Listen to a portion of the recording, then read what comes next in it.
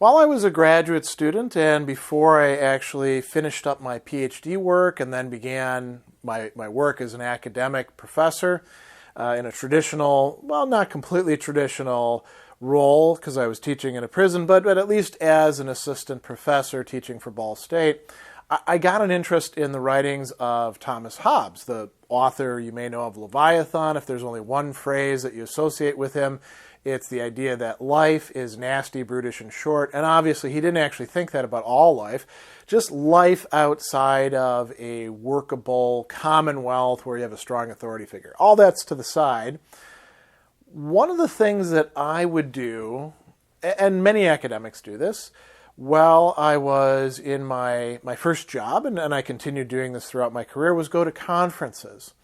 And conferences were really kind of a treat because you could go and listen to other people's papers. You'd get to present your own, get some feedback from people. Some of the things that I presented at conferences on Hobbes ended up getting published in journals later on down the line. And even more than that, though, it was a way to connect up and make contacts with your academic peers. You know, the first job that I had out of graduate school, I was teaching in a maximum security prison in a degree program. So, you know, they earned a BA from Ball State University. But you wouldn't, you know, and the students were great, but you wouldn't get a lot of interaction with fellow academics who were interested in the sorts of things that you were. I did have a few, you know, friends among the faculty, you know, one who also did philosophy and religious studies, another who was in political science, but, you know, you could only do so much with that. So it was fun to go and, you know, be on a panel and present papers and then get to chit-chat about it afterwards and have a meal or have some drinks with people and then, you know, go off to your hotel, you know, hit the rack, go to sleep, get up the next morning, do it again for a while. So that's what I would do. And I didn't just go to philosophy conferences. Because I had an interest in political theory, both in terms of Thomas Hobbes and more contemporary stuff, and also Aristotle, I would go to political theory conferences. And one of the biggest is the Midwest Political Science Association, makes the, you know, National Philosophy, the American Philosophical Association, their Eastern Conference, the Eastern Division Conference, look like nothing because there's so many people doing political theory. So I would go to that, not least because it was located every year in Chicago. There's a hotel that gets used by a lot of conferences, the Palmer House Hilton, right downtown. Very expensive, of course, so I never actually stayed there. And I would go to conferences there, and I went to quite a few, including the Central APA. I went to the Midwest Political Science Association conferences there, and those would go on for 4 days. And I would drive up from northwestern Indiana up to Chicago, taking, you know, the Skyway and parking downtown and all that. It was kind of a fun thing. And every year that I applied, I got a paper in. So that was really quite cool for me. And I would be on these panels. And one of the things that was really interesting for me was seeing how different disciplines would do this whole paper presenting thing. In philosophy, you get your paper generally, and you've got it in front of you, and you just basically read it word for word, although that's changing a bit these days.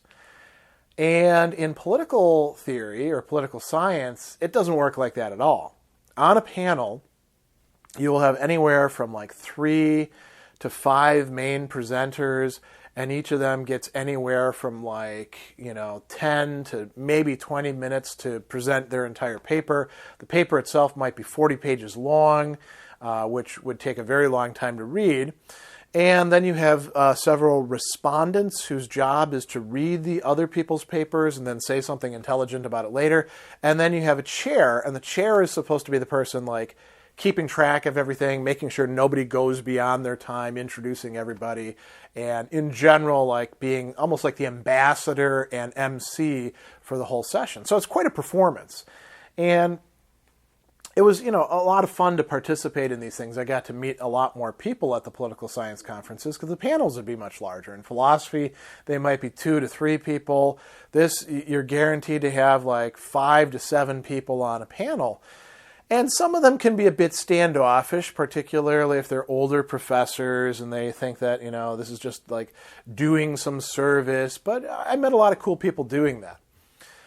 There's one session that I wanted to tell a story about because it was so funny and also, in some respects, typical of the sort of person who did this academic faux pas. So it was a panel, and if I remember right, it was about the state of nature in general. So there were papers on Thomas Hobbes. I presented a paper on Thomas Hobbes, and then there was stuff on Locke, and I think a few other early modern theorists. And the chair was one of the people presenting, and that was kind of weird right to begin with, because usually the chair doesn't present. The chair is there to just sort of run things. But this guy was sort of a big name, kind of a big muckety-muck. He was from the London School of Economics, which, if you don't know, is rather prestigious compared to many other places. And people who work in those sorts of elite institutions often think that, they matter more than everybody else. And, why wouldn't they? Everybody else talks to them as if they do. And so they get kind of swelled heads about themselves. And that was the case with this guy. And it wasn't just being from the London School of Economics or talking with his posh British accent or, the way that he sort of just ran his eyes over us and was like, okay, that's what we're going to do today. There was something that happened a couple times during the actual the panel presentation that really stood out. And I'll tell you about what happened and what he did and our reactions, and then maybe muse a little bit about what went on. So everybody was doing their papers, and then it came to his point where he's like actually doing his paper. And so this would be like the early 2000s, like 2004, 2005, 2006. And he's reading his paper, the little précis that he's made of it beforehand, right? He's not reading the entire thing. And his cell phone goes off. And back then, cell phones were not the smartphones. They were, usually these flip phones.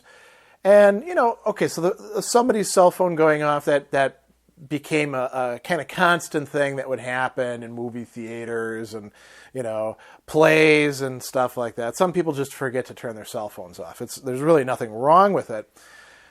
Now, what do you do when your cell phone goes off? If you're a decent, civilized human being who is respectful of others' time and the circumstances that you're in, you might look at it and be like, "Oh, I don't have to take this call. Just turn it off." Well, instead, he actually answered it. So he stopped his presentation, and he didn't even say anything like "excuse me" or anything like that. He just looked at his cell phone, answered it, and we thought, oh, this must be like a major emergency, like his house is on fire, or his kid fell down a well, or who knows what it is. And he just starts chatting with the person. And we're all looking at each other like, what the hell is this? Is there something wrong with this guy? He's the chair. He's the person who's supposed to be like staying on top of making sure everybody else is doing what they're supposed to be doing. And instead, he is committing this breach of etiquette.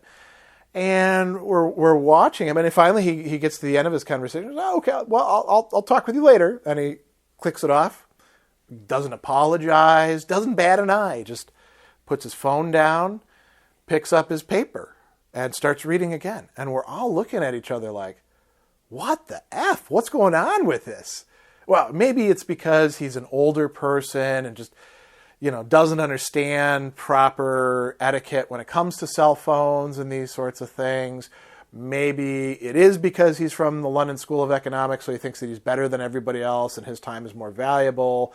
Maybe there's just something wrong in his brain, like he's losing it in some way, right?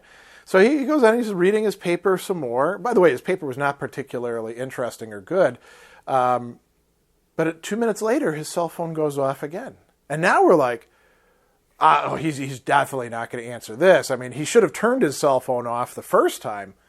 And he stops again, picks up his cell phone, answers it, It's a different person because he's having a different conversation. And he goes on for about a minute and a half while all of us are like, wow, we're trying not to laugh at this guy. And I'll talk a little bit more about that later because we were all having, kind of strange responses to this. And we did talk about it afterwards. And he talks on the phone with this person. And obviously it's not an important conversation. It's something rather trivial.